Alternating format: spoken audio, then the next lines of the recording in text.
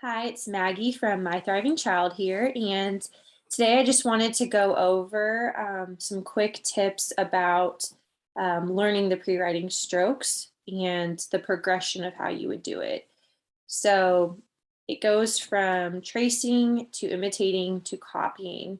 So the first thing that a child will learn is how to trace and kind of getting familiar with that movement. And then from there, they'll imitate, which means they'll watch you make the stroke and then they'll do it right after.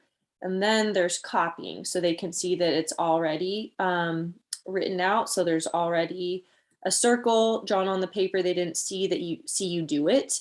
And then they know how to do it and can complete that accurately. So again, tracing, imitating, and copying.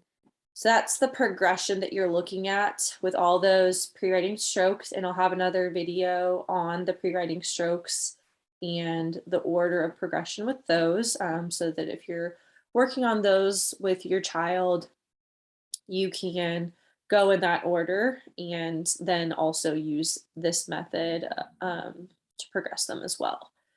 So the first one, so tracing, so I'm just going to show you a quick example with a circle. So if you had a dotted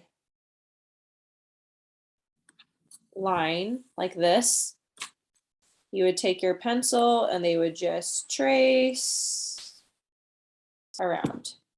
Okay, so that would just be the tracing piece of things. So again, they've got the dotted line, they just know the path that they need to follow, and then go from there. The second way that you would do it is if they saw, so they watched you. They said, okay, I'm going to watch them draw a circle, and then right after, I'm going to draw my circle right next to theirs.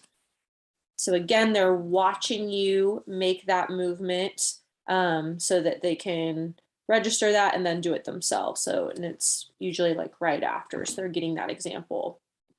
Copying would be, so your child comes up to the piece of paper and there's already circles on it, and you tell them to draw a circle, and they know to make a circle just based on what they saw. So not seeing you do that movement prior or anything like that. They just come up to the piece of paper, see the circle, and then know what to do.